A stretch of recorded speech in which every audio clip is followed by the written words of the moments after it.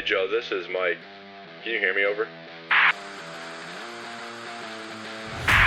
Hey Mike, this is Joe. Congressional Lima Charlie.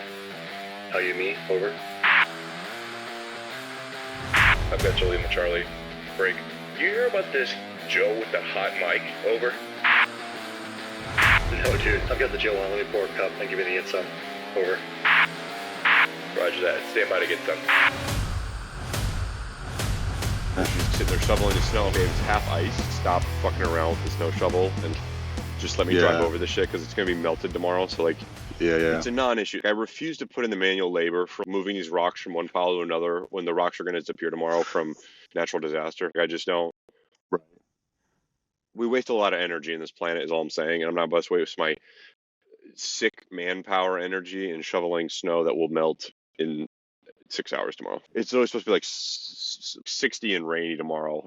I don't care that it just snowed 7 inches across 2 days. Like, it's going to disappear more than it's almost already gone. It's a decent snow, but if there's nothing on the backside of cold temperatures to keep it, it's going to go away. Like, it's just how fucking physics works. Yeah. And it's worked for me so far, basically, my entire life. So I just, Yeah. No, we'll have the same thing out here. If it just did a dusting, half an inch or an inch or something, there's no need to shovel it. But if it's going to have, even if it's like an inch or so, and it's going to be freezing temperatures for the next 5 days, then okay, I'll get out. Yeah. Even if it's like a light dusting, I'll get out and I'll shovel because it'll turn to ice. You know what I mean? So Right. if you know the weather forecast for the next couple of days, again, you can either shovel or not shovel. But don't just shovel just to shovel. Right. Yeah. And it snowed like 7 inches on Saturday, or what's today, Monday? So it started Saturday night and then it finished Sunday afternoon or whatever. So it was like a good amount of snow. It's 7 inches, but today was literally 40 degrees. So for those of you playing at home, that's above freezing, so it's going to melt. Yeah. And then this week calls for like in the 40s and then 2 days of rain in the 60s or whatever. And so I was like, it's going to be gone. It's going to go bye-bye. Yeah. It'll still maybe barely be there in the shade, and then we'll be fine. No, it's a classic. People are just not thinking about what they're doing. There was, we had a DV visit coming to the squadron one time, and this tech sergeant was like, "Okay, sir, so the visit's tomorrow. So tonight I'm going to take the, the van, our government van, and take it to the car wash, and I'll wash the car and I'll vacuum the inside."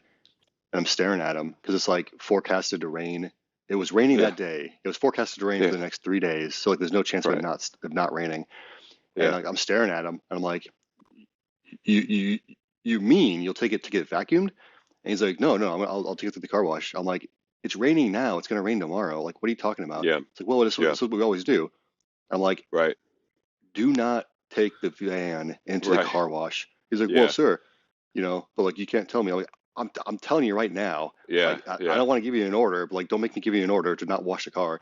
But like, in the rain, but like, I'll give it to you if you need it. But like, don't do that. It's like, well, I'll take it to get vacuumed. Like, yeah, please do that. But like, don't. He's like, well, it's like, Jesus, like, it's just people again, like robots, just like going through the motions, just not thinking about it. Right. And it's like, brother, I don't care if the president's coming tomorrow. Like, I will cut your hand off if you wash that car. Like, No, there's a really great quote about like spending your money versus other people's money. It's it's really famous economist. Well, it's like really famous economist said a comment about like there's 4 different ways to spend money. If you're spending your money, you're very deliberate, you're very careful, you want to get the best value. If you're spending your money on you want to be very careful, very deliberate, you want to get the best quality for the value without spending too much. If you're spending your money on other people, then you still want to be deliberate. You still want to get the best value, even though it doesn't matter to you because you're not the one that it's for. It's for a gift or for somebody else. But you still want to, be deliberate with your money and be careful with your money. And then if you're spending someone else's money on you, then again, you want to be deliberate with the money because you want to get the best value for the dollar. And then the 4th way to spend money is if you're spending someone else's money on someone else. And that's where there is no incentive to be deliberate. There is no incentive to be careful. There is no incentive to get the best value because it's not for you, so you don't care. And then it's not your money, so you don't care. So the 4 ways to spend money, there's only 3 where you're careful and deliberate.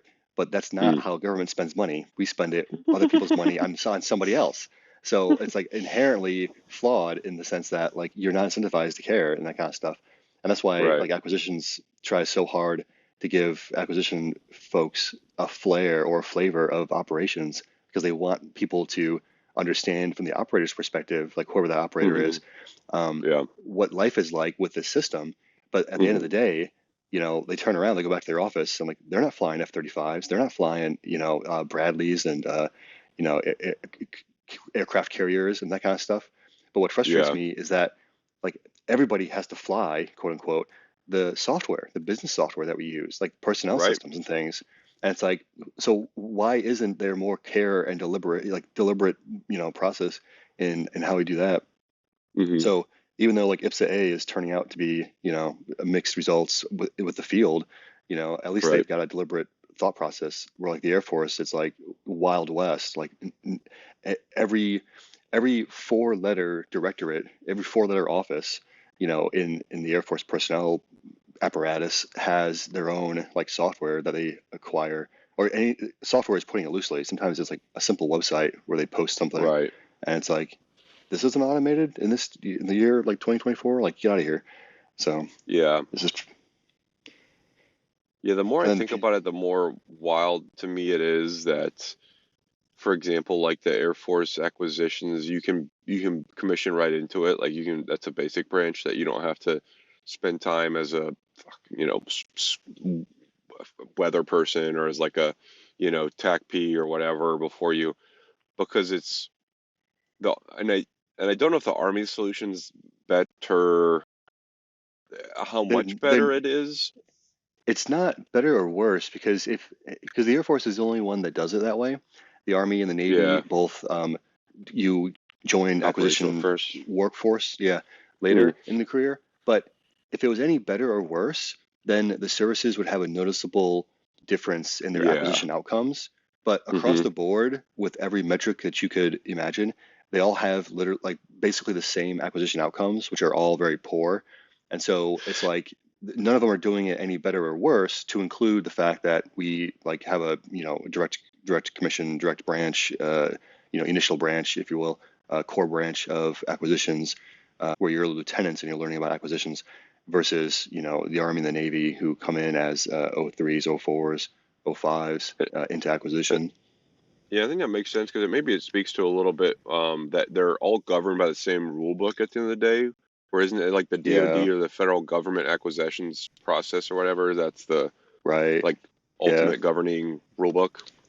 correct. Yeah, so the Federal Acquisition Regulation, the FAR, but then FAR, yeah. also there's a bunch of OSD, big DoD guidance that is driving the process. And then, by the way, also Congress is a huge part of it, because you could be the best acquisition officer in the entire DoD, much less the service, and Right.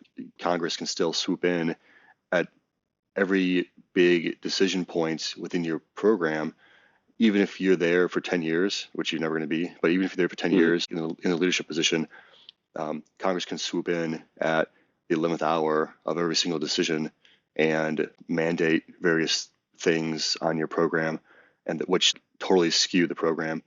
Yeah. So if you don't have congressional support, or if Congress isn't on your side, and the good example of this is the Army's PT system, PT program, where for whatever reason Congress is just not on board. They want the Army to Oh, change their I PT, know the but they reason. don't want it. But they don't want it to be a measure of combat effectiveness. They want it to be more inclusive Yeah. instead. And so, for that reason, right, the Army makes these big changes. He spends a lot of money, but then at the 11th hour, when they're about to implement, Congress is like, "Hey, no, by the way, go to this study," and then they do the study. You know, 12 months later, they come back. They're about to implement again, and then Congress says, "Hey, no, go do another study." And so it's this, you know, constant cycle, revolving door, of almost getting to the success defined by the Army, and then being redirected or stone. Obstructed by Congress. Yeah. Yeah, I have a couple of conspiracy theories on that, some that are more legitimate than others. One of them is people who's like, the last day in the Army that was hard was the last day I was in the Army kind of thing. Mhm. So one of the problems with it, because guy who's like on the other side of the fight, who's like, hey, I don't care what you do with the rest of the Army, but any MOS that says combat in it, you need to make their stuff hard, which is a valid, like, being a combat leader, totally get it, like, roger that. However, we're also talking apples and oranges here, because, like, what you had to do, sir, when you were back in was run a 2 mile in 13 minutes, do 75 push-ups and 75 sit-ups in 2 minutes, and, like, cool, you're telling me that makes equals combat leader hula hula. Or is there a lot of other variables that are at play that make you physically fit and combat leader effective, but he's just stuck on the days of old of his thing? So he's Yeah. like, hey, I'm fine with all the new widgets and digits that you added, all these different test events. But he's like, all I'm asking for is you make push-ups hard again and make the run fast again. And I'm like, bro, you would fail this test if you tried to take it right now. And we have senior leaders who are older than you in the formation. Like, also, the faster you run doesn't equal the more lethal person you are. Like, it's just not the game afoot. Like, so, and it's wild because the other end of the spectrum is like the women's diversity fight that is led by this reservist captain, and she's in this organization called Swan. Like, I went down this rabbit hole a couple of years ago when this all started. This overt uh disruption of Army physical fitness progress. And I was like, bro, my pregnant wife took and passed the Army combat test, Army combat fitness test, after she had passed air assault school, where she wasn't working out, but she was in pretty good physical condition. All we asked for was the females to be able to do one leg tuck on a pull-up bar, and it wasn't unreasonable, but that was one of the hanging points that they changed. Well, and the So, the Air Force struggled with this for their entire life because ever since they separated from the Army, the Air Force had to demonstrate that they are warfighters to themselves mhm, and also to the rest of the Joint Force. And so mhm, the Air Force has struggled with this topic. What is a sufficient PT test for the last 70 plus years? And so it's fascinating that the Army is kind of grappling with that now over the last couple of years, alongside this congressional, battle, tug of war between those two sides about making it harder versus making it easier, quote unquote, for the diversity aspect. Um, but like it all boils down to like what is it that you need people to do? And in World War II, there was very little in terms of like physical fitness programs. But everyone points to World War II and like the Battle of the Bulge, and it's like that's the worst case scenario where you've got like a bunch of admin staff having to pick up rifles and fight alongside the combat arms folks because the lines were right, overrun and Battle of the Bulge stuff or whatever. And so like everyone points to that type of stuff and it's like, see, that's why even the dental people need to be combat warriors, combat war fighters. And it's like, okay, yeah, no copy, but like, just what's the standard? Like, what do you want the standard to be, right? And if there are yeah, different standards for different MOSs, fine, but then what are the standards? And right, the Army did their best to think through that topic and like generate yep, solutions. But then the problem was that again, just like with acquisitions, Congress wasn't seeing eye to eye with those options, and so Congress was basically like, "Hey, like I don't like this. Go back to the drawing board." And it became a bring mhm, me a rock exercise. And so yeah, the only way to get around that is basically, and I think the Army did a pretty good job. I think they did the best they could on this topic, yeah, um, to the point where like I don't know if they had congressional representation in their like um, think tank groups or like Army think tank groups that were working on this, chewing through this topic, like Tiger teams that were working on this. Like that's the only other thing you could do is have like constant and consistent touch points with Congress to be like, hey man, like this is right, what we're thinking this week. Like, what are you guys' thoughts? Hey man, this is what we're thinking this week. Like, what do you like?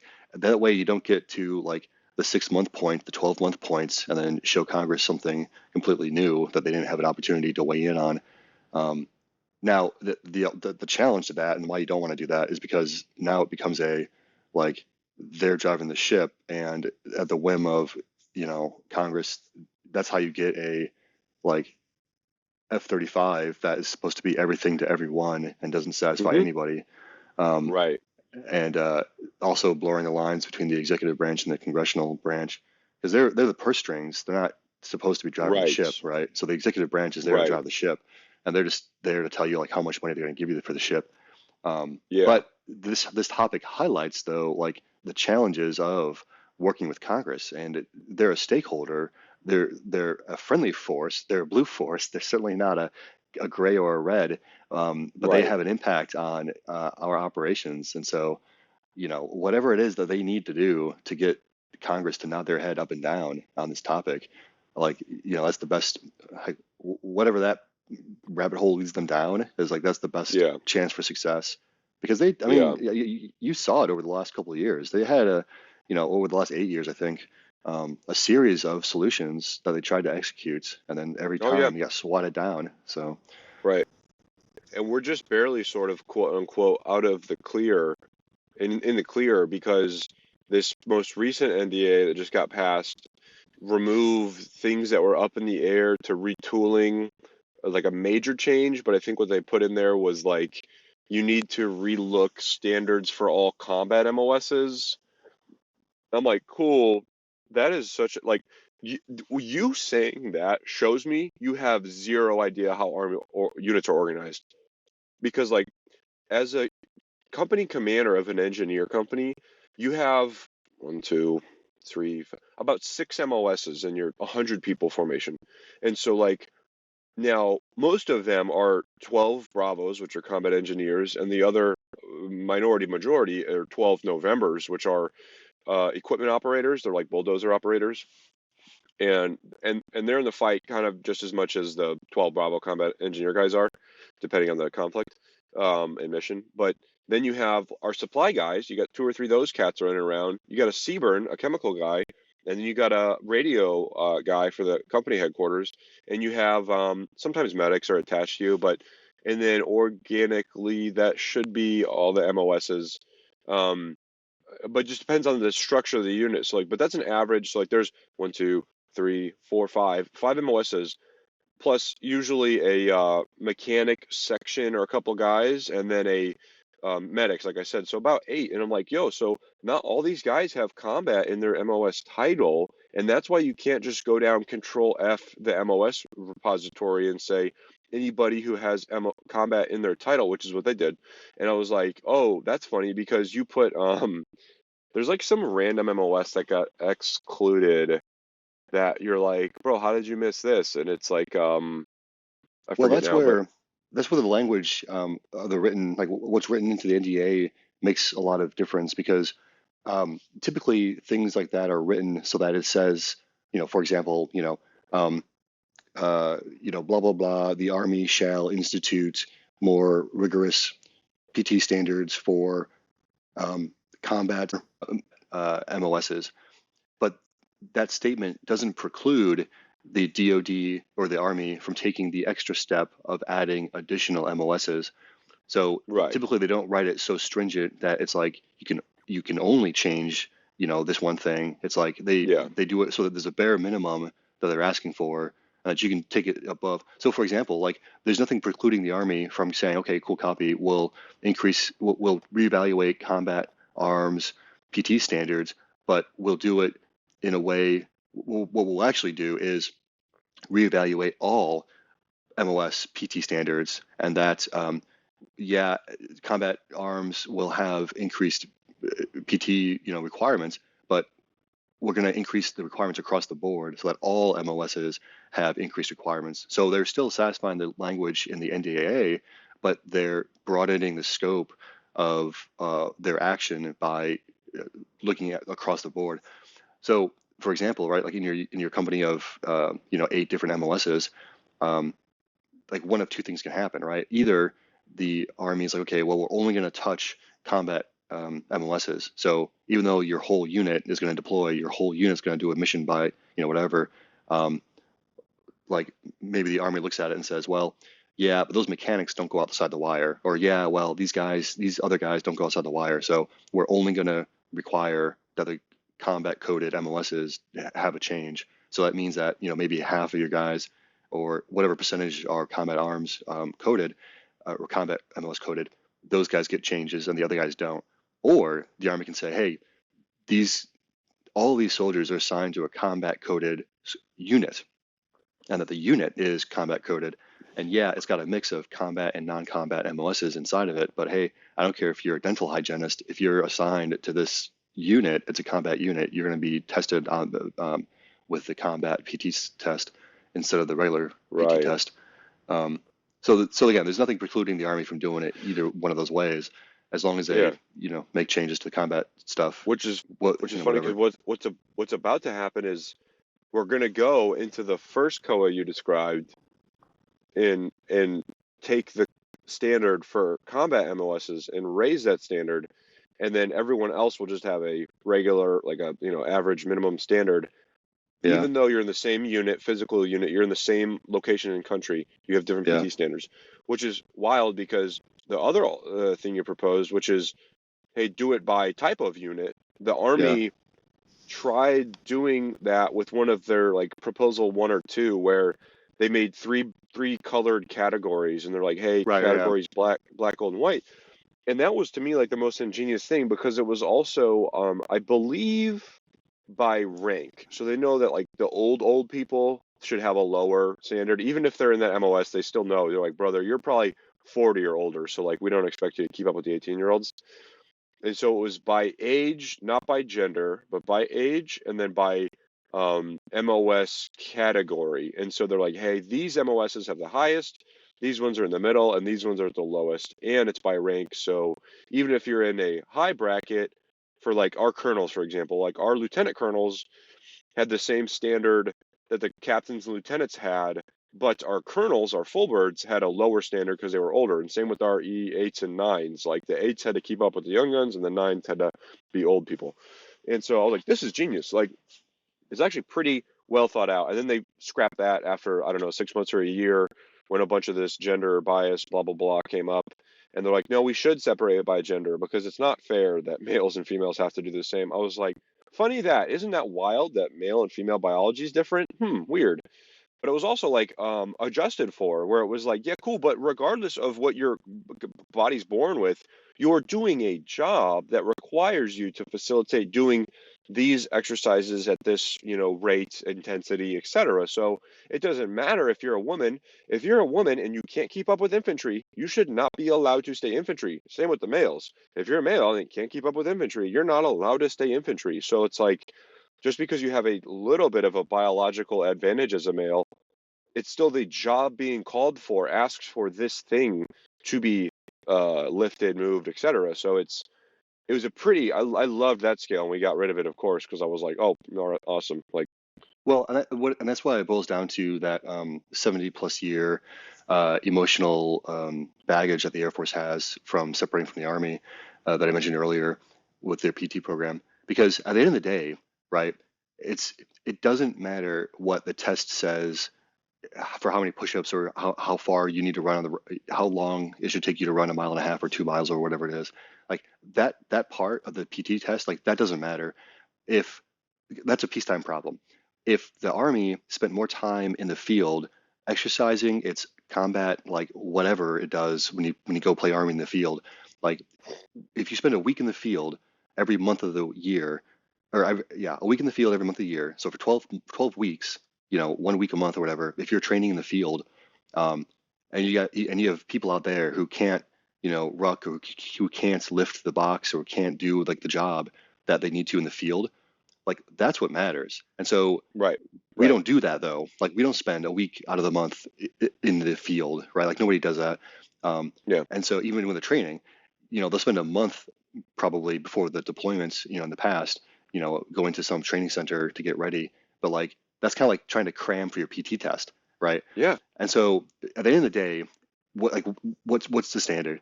Like, it doesn't matter for the test. I'm saying for the test, like, the Air Force has 1.5 miles, the Army has 2 miles. Well, when they go to CENTCOM, and they're both a soldier and an airman are doing convoy duty, and they're driving a Humvee, like, are they doing a different job? No, they're doing the same job. Okay, well, but the airman he's tested on 1.5 miles, and the soldier's tested on 2 miles. The soldier's tested on 2-minute sit-ups and push-ups. The airman's tested on 1 minute. Well, none of that matters, because the week before, the month before they deployed, right, they all went to some training center, and they had to learn how to drive Humvees and learn how to do, like, CENTCOM stuff. and like either they cut the mustard or they didn't, right? And so like we this is one of those like peacetime problems. The PT test is a peacetime problem, just Hmm. like hiring your BDUs, Oh yeah. back in the day, like Yeah. hiring the BDUs meant that you were professional and you were squared away, and that if you had wrinkly BDUs, well, you're a dirtbag and you deserve to get kicked out of the military. Right. It's like, no, like, how do you perform in the field? That should be the litmus test. Um, Yeah. so the Army's combat test of like the bag drag and all the other stuff, the like all those activities were meant to mirror combat motions. But if the Army just spent more time doing combat motions in the field, you wouldn't have Right. to measure those like leg tucks and the bag drags and whatever else. Like, just go Right. to the field. Stop spending so much Yeah. time on the test and just go fucking do it. Go do it. you know? So you would weed out this whole conversation about men and women and like MOSs, and it's like, hey, if you're a personnelist assigned to a combat engineering unit and you go to the field and like all you do is push paperwork, then that's all you fucking do. Like, you don't Right. need, and Yeah. then like if you're in a combat unit and you're out there rucking every day, like that's what you do. So like you gotta Right. do it. Yeah. And that's probably my biggest qualm is that we talk. We talk so much about like what we should be able to do and how good we are at it. I'm like, you're not doing it. Like, you're simply not doing it. Like what you said, where it's like, bro, I like, I don't think that there's a single unit in the army other than maybe outside of all these Delta boys that like would be going to the, not even them, that would be going to the field 1 week a month. I bet, bro, if you pitch that up to the like any unit, they'd be like, is this guy trying to cause divorces? Because that's also how they just look at it. And they would look at it so linearly, dude, I'm not even kidding.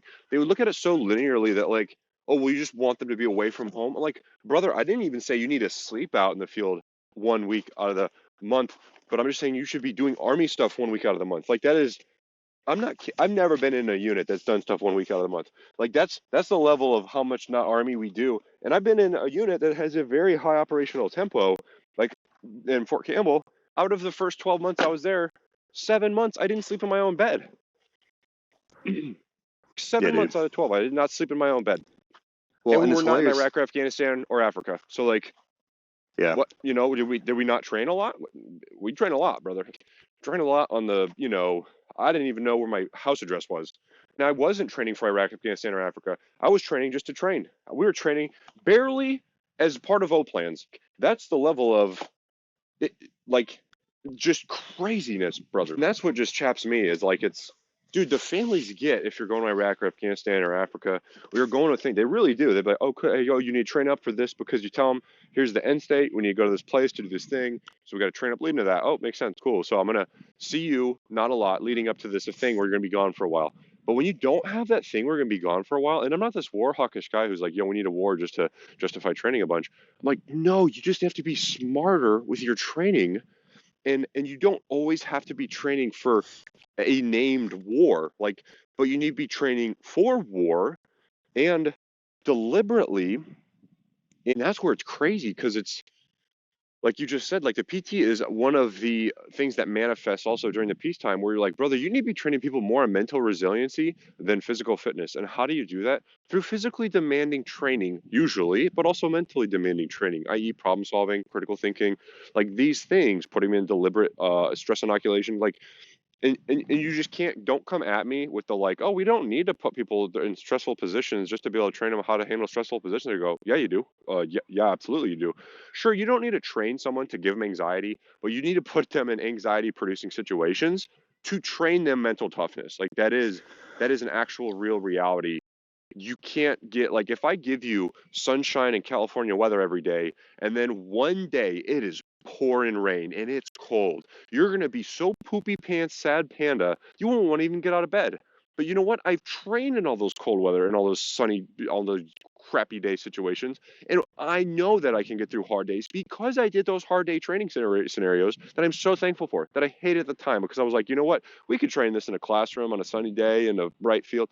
I'm like, yeah, but I wouldn't be ready. And then what do you see? The soldiers' morale that just gets sapped out of them, like from a tree, where you're like, oh, hey, the first raindrop, and the Joes are like, man, it's wet out, and blah. I'm like, brother, you're lucky it's not feet of water on the ground. You're lucky it's only an inch of water. Like, And you can't get that from not doing that. Like you can't, unless that kid grew up homeless, you don't have that thing already institutionalized in him. Well, and that's where my perception of what a typical Army unit does every day was similar to the Reaper units. They wake up in the morning, they go to work, they go to the office, right? They go and then they fly Reapers all day, dropping warheads and foreheads, and then they leave at 5, go back to their families, rinse, repeat, come back the next day, like a 9 to 5 job, right? Um, well, that's what my expectation was for Army units, right? Where it's like, yeah, like what are you doing all day? Like, if you're not going to the field, if you're not like at the range, if you're not doing Army stuff. And it's hilarious that in this conversation we're referring to Army stuff as like field time and like exercise time and like go do like eat dirt and shoot guns stuff. Right. But out Right. here in the commands, in the Joint Force, when Yeah. you talk about Army stuff, it's typically because people are getting like, oh, hey, like, where's Tommy? Oh, well, Tommy had training today on this like system. It's like, oh, well, Right. Tommy had to go pick up cigarette butts in the motor pool. It's like, oh, so he's doing Army stuff? It's like, yeah, he's doing Army stuff. So it's like Army stuff in the in the service components, in the commands is considered like the waste of time stuff. Yeah. It's not the combat stuff. So it's like that that whole like paradigm, is like backwards. And then for the mental resiliency, like, yeah, absolutely. Those Reaper guys, they have to go through a lot of, they struggle with the stress of it because you're sitting there, you're killing bad guys and accidentally killing civilians, like all these humans on your scope are being turned into pink dust. And then you have to go home and kiss your kids and, kiss your wife at night. And then go back the next day and do it again. So the mental resiliency is critical no matter what MOS or what service you're doing. But there's got to be some way for the Army to adopt that kind of a model where, like you said, you're doing the hard stuff Monday through Friday, 8 to 5, like a normal job, and that you're not having to spend like 7 straight consecutive days out in the field away from your family. And then you have like childcare considerations. You've got, obvious stuff that you're missing or whatever, because your family also suffers because then families live without mothers and fathers for extended periods and that kind of stuff. And all the old heads think that like you have to like take the Joes out to the field for like a week or a month to like get all this trauma bonding experience. I'm like, bro, you can get that in the 8 to 5 time frame. Like you really can. And it can, some of that can even be in a classroom where you're just giving them problem, roadblock, problem, crisis. And you're like, cool. Like, bro, sure, it helps if you're out in the field because there's a level of physical reality. But the whole point's like, you don't have to. They have like a 0 and 100. They have like a nothing in between because they're like, well, if we're not sleeping out there, then what's the point kind of thing. I'm like, bro, you can go and like deploy to the field for half a day and come back and still have achieved a lot of training. Now, a lot of it might not be, sexy or flashy or whatever, but a lot of it's the basics, which is what we suck at, like across everything, basic staff work, basic soldier work. Like we suck at the basics on everything. And all the old heads want to be like, block and tackle, block it back to the fundamentals. Back when I was a Sabata, we had that all day long. I'm like, yeah, so let's go back to some of that. Like I used to think that there wasn't a value in like, I've gone back and forth on this pendulum of like, I don't see what the value of me doing this 100 times is. Like I got it after 10, right? And then at the times where I'm like, I talked to someone, I was like, how many times have you done this? They're like, oh, 3. I'm like, I do not trust you to do this again. Like, what are you talking about, dude? And they're like, well, yeah, I did it and I passed the test, so I'm good. I'm like, that doesn't mean you're proficient at it. That means that one time you took a test on it and you passed that. Like, do it again tomorrow. Do it again with no sleep. Do it again when you haven't showered for a week. Do it again in chemical gear. Do it again at night. Then I will trust you. Like, and that's the level that I was brought up on, which it's like, bro, did I just false memory my whole first couple years in the Army where I had hardcore leaders and then everybody else, then they all of a sudden are gone and then everybody else is like this Mickey Mouse Elementary School leader of Hugs and Care Bear Sixes. And I was like, bro, what? I'm not saying we need to hit soldiers for counseling. I'm saying we need to be tough, realistic training and manage their expectations and tell them when we're going to be gone for a week so they can tell their family. And preferably like before a week before we leave. And like, that's all I'm asking. Don't feel like it's unreasonable. But it is an impossibility apparently that we can't really do that. So. Well, and it's surprising too, because like you said, there's different ways to trauma bond or different ways to like put people under stress. And it's surprising how much storming, forming, norming, performing, like how much that ladder of team building can progress when you put people under the stress of providing spaghetti noodles and marshmallows and a time frame and another team that's the other, and then you tell everybody, hey, here are your supplies, you've got 10 minutes to build the tallest tower, go.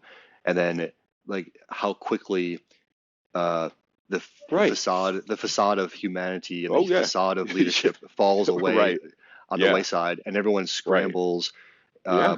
and everyone's shouting at each other, and everyone's like grabbing things from each other's hands like they're fucking children, Yeah. And then they're all grown sudden, adults.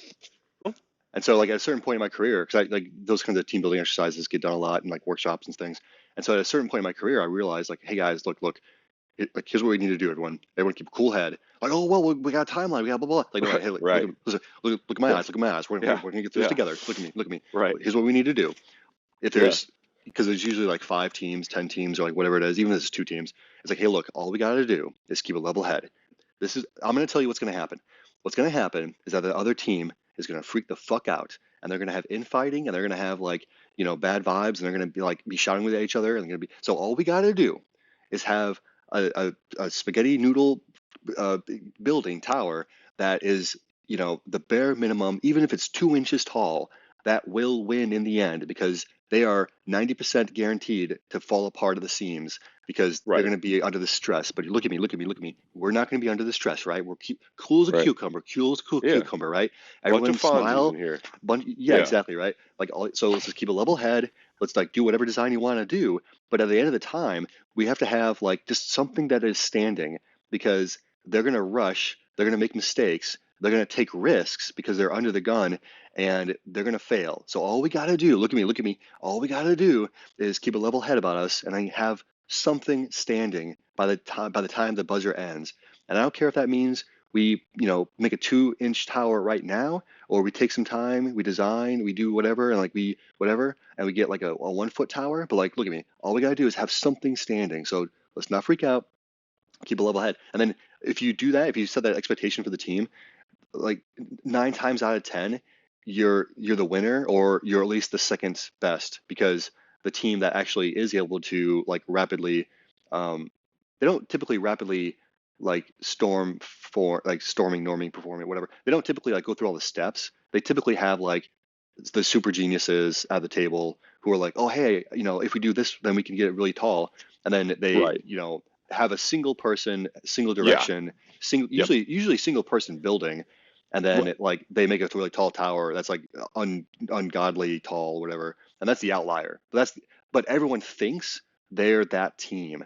Everyone thinks that they don't need to go through all the steps and that they don't need to do whatever, and that if they rush, or if they shout, then they can build the biggest tower. And it's like, nah, man, you gotta keep calm. Yeah. Like if you had a ribbon, if you put that same example, if you're like, yo, we're gonna have a ribbon cutting contest. You had 10 teams, bro. 8 of them would literally die in the process to try and cut that ribbon because they ran with scissors. First dude trip was jugular. Second team, similar thing happened. The guy tried to provide first aid, dude bled out. Third team was arguing about how sharp the scissors were, if they would even cut the ribbon or not. Boom, jugular hit again. And you're like, bro, you're like, yo, guys, we're gonna walk with these scissors completely sheathed till we get to the ribbon. Then we're gonna cut it without our fingers in front of the motherfucker. And then like that team, like you said, and then the first team would be like, oh, this guy actually has to be a scissor juggler, and his dad taught him. He has shows in Vegas.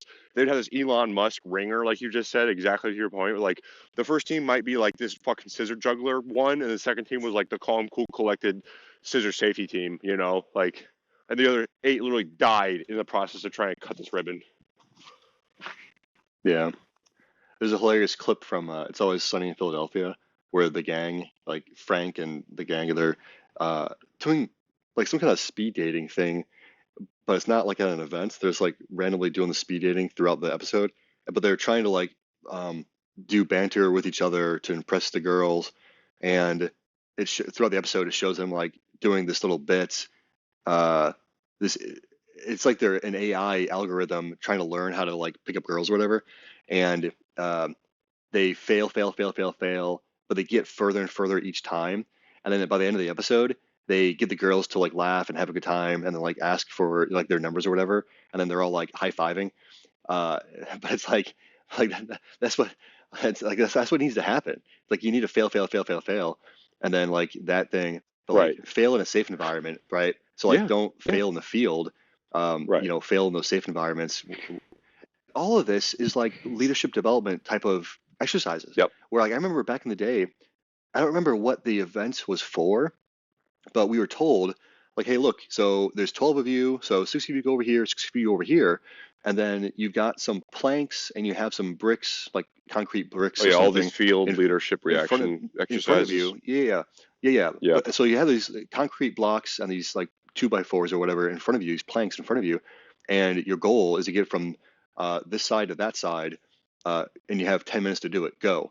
And so the two groups that were separated start like in amongst those groups devising how they're going to get from point A to point B. And when you go back to what the instructions were provided, they never said, hey, you're on one team, you're on the other team, you're not allowed to talk to each other. And so throughout the exercise, people either become aware of the fact that, hey, wait a minute, we're still on the same team. We're not on different teams. We're just separated by geographic distance right now. So we can help each other because we're on the same team. We all need to go from point A to point B, not just one of these divisions or the other. But if your team doesn't, if you don't make that realization, then you're competing with each other when you don't need to be, and you're arguing over scarce resources, these planks and blocks and stuff, when you don't need to be, because the whole thing is set up to where if you don't work together from those two divided parts of the team, if you don't work together, you don't have enough resources to get from point A to point B. You have to work together in order to get from point A to point B. And so like that's 90% of anything in the military, where it's like, hey brother, we're on the same team here. It's like, I don't care if you're in the same company or if you're in a different company or if you're in a different, brigade, battalion, division, or even service. It's like, hey man, like we're on the same team here. It's like, how do we help each other, get through this? To include those training range guys, right? Where it's like, hey man, like I don't need you to be giving me this grief. I don't need you to be making things extra hard. So like we're on the same team here. Like how do you help me help you? Help me kind of a deal. Right. And what's crazy, man, is those things that you described, you won't find those in the Army unless you go, like RTC does that like once a year at their summer camp when you send the juniors and stuff. But like instead of doing those like once a month, a unit might do that like once a year as like a fun icebreaker, team building, whatever. Instead of like that's a normal part of their quarterly whatever cycle of training and development. I'm like, bro, you could get more value added from doing one of those a month than like maybe doing them once a year, but for a whole day. Like, yeah. And so it's crazy. Like stuff like that. Could we do more often? And then staff rides.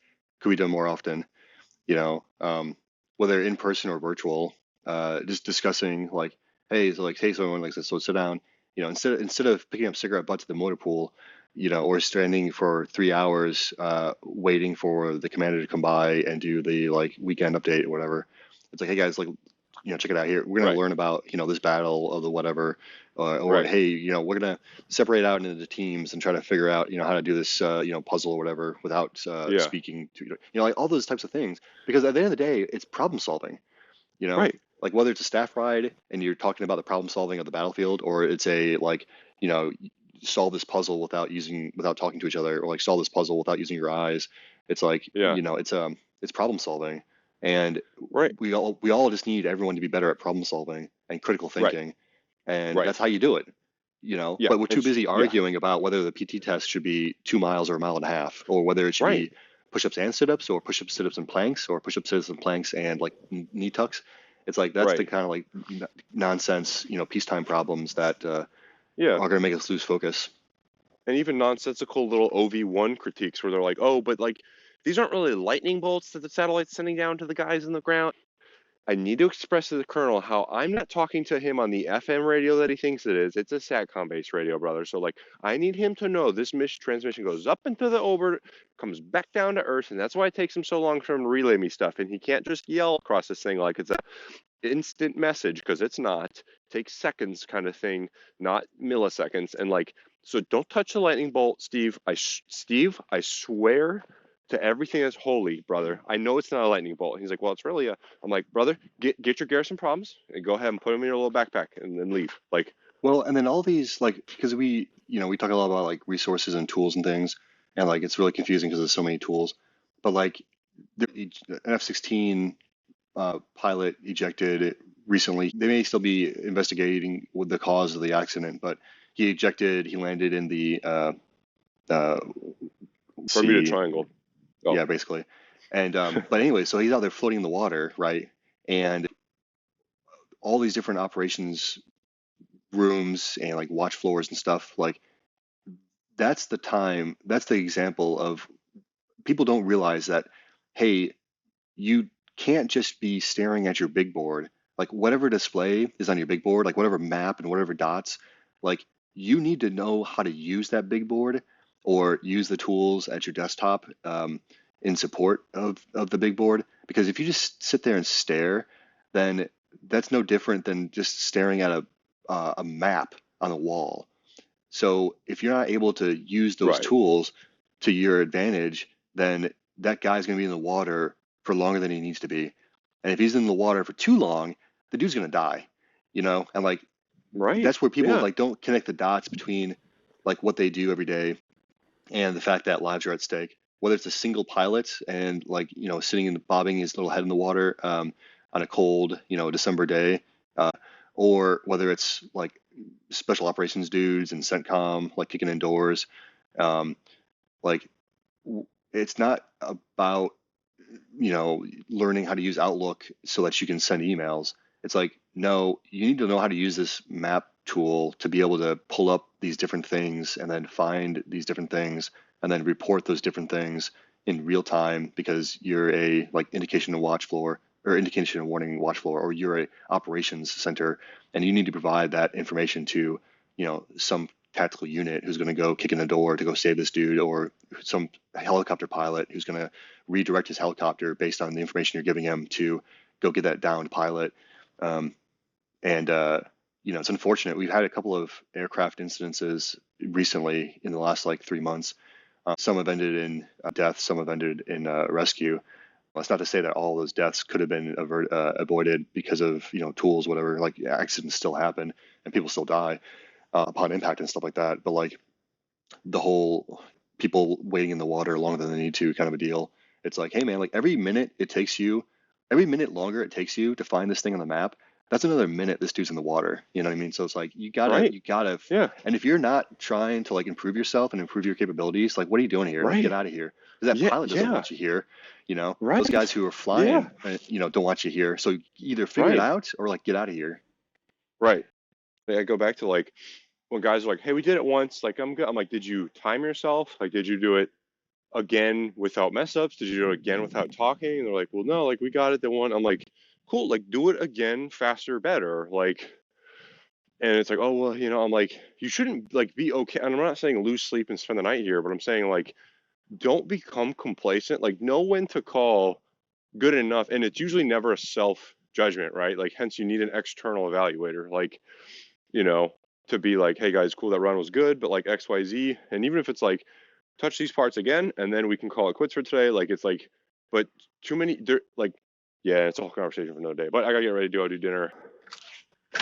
Love you. Bye. All right, love you, bud.